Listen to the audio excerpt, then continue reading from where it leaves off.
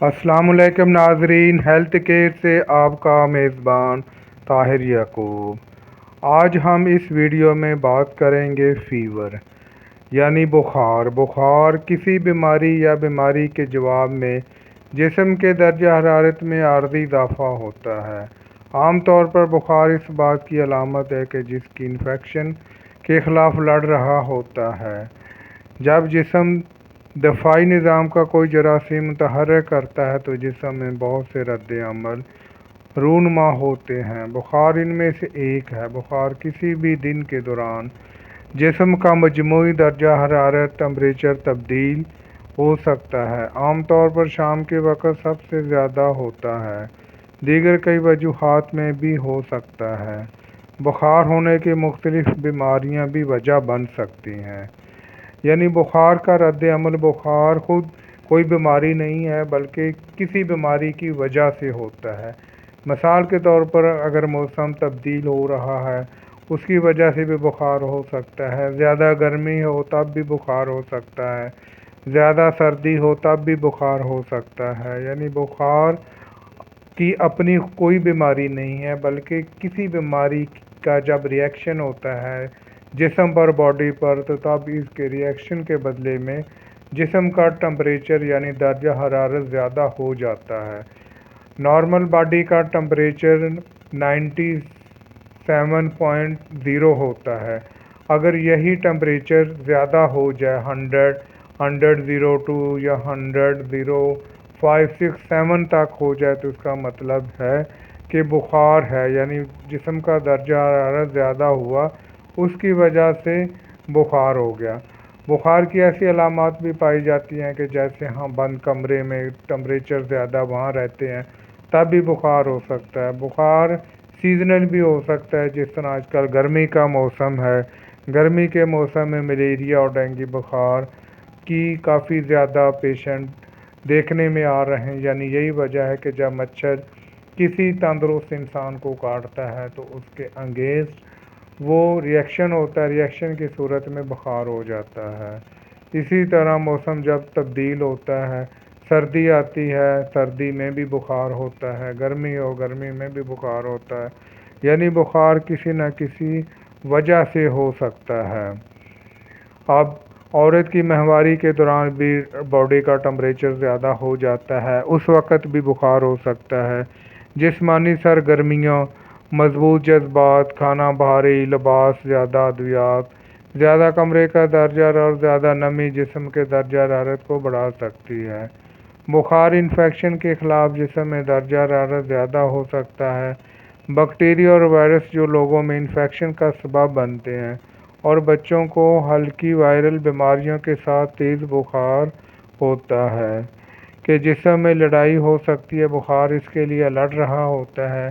بخار سے دماغی نقصان عام طور پر بعض بچوں میں بخار کے دورے پڑتے ہیں اور زیادہ تر دورے جلدی ختم ہو جاتے ہیں۔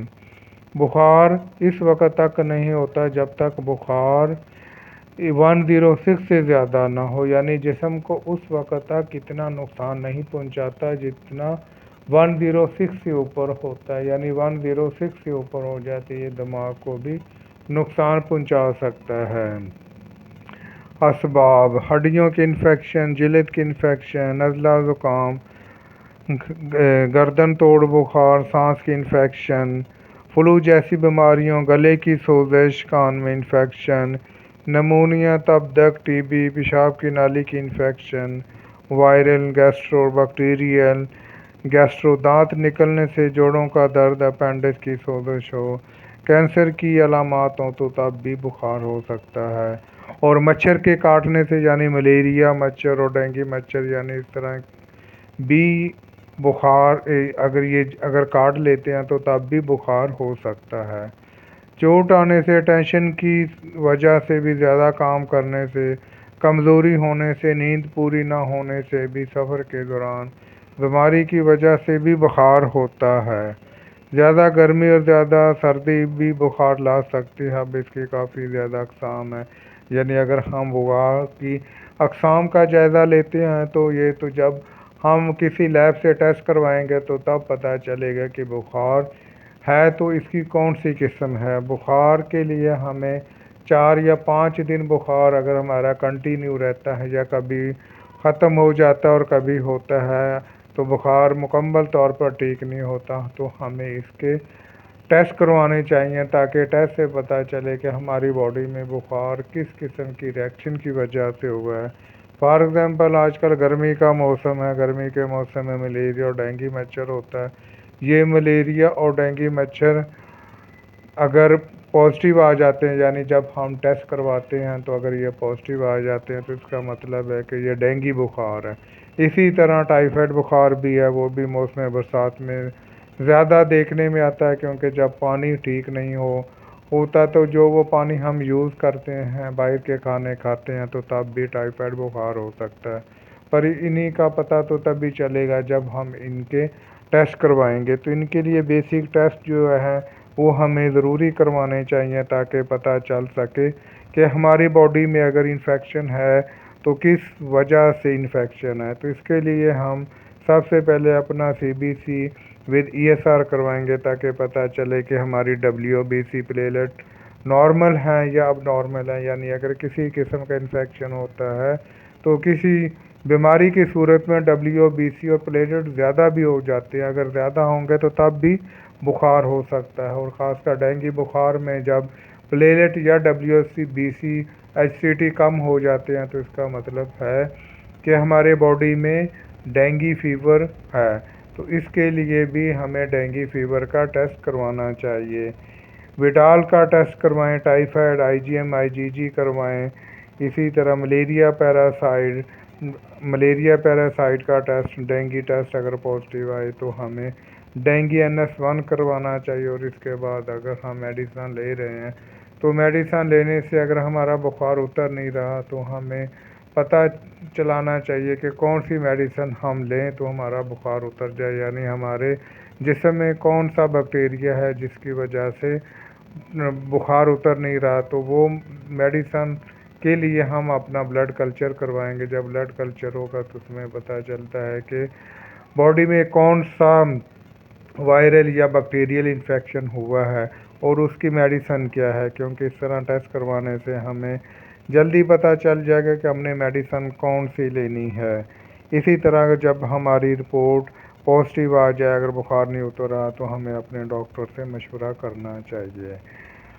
اب آپ کو چاہیے کہ سب سے پہلے بخار کی وجہ کا پتہ کر اس ختم کرنے کی کوشش کریں تاکہ بخار ٹھیک ہو جائے۔ اگر انویسٹیگیشن کروائیں یعنی ٹیسٹ لازمی کرائیں تو پتہ چل سکتا ہے کہ ہمارا بخار کون سا ہے۔ اسی طرح اگر بخار ہو جائے تو ہمیں سب سے پہلے پتہ لگانا چاہیے کہ ہماری باڈی میں بخار کس وجہ سے ہے۔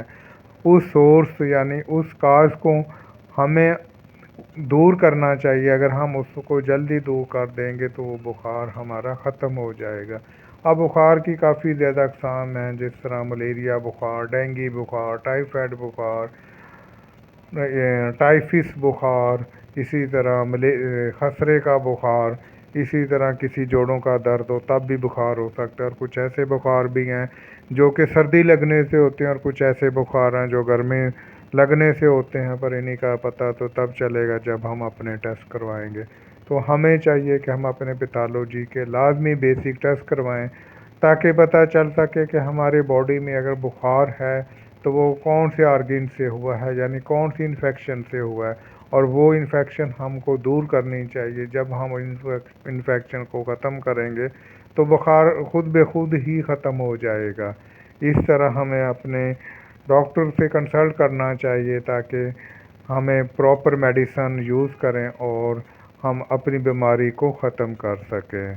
اب میں اجازت چاہتا ہوں جو لوگ ہمارے چینل پر نیو ہیں وہ ہمارے چینل کو سبسکرائب کر لیں تاکہ ہر آنے والی ویڈیو آپ تک بآسانی پہنچ سکیں، اور نیچے کمنٹ سیکشن میں جا کے اپنی رائے کا اظہار بھی کر دیں۔ اور اس کے علاوہ اگر آپ کوئی بھی پوچھنا چاہتے ہیں تو نیچے ڈسکرپشن میں نمبر لکھا ہوا، آپ اس پہ کال کر کے ہم سے کسی اور مرض کے بارے میں بھی، لیب ٹیسٹ کے بارے میں، اور کسی ڈاکٹر سے میڈیسن یا ہاسپٹل میں ایڈمیشن کے بارے میں پوچھنا ہو تو ہم سے پوچھ سکتے ہیں، ہم آپ کو مکمل رہنمائی دیں گے۔ اب میں اجازت چاہتا ہوں، دوبارہ ملتے ہیں ایک نئی ویڈیو کے ساتھ، تب تک کے لیے خدا حافظ۔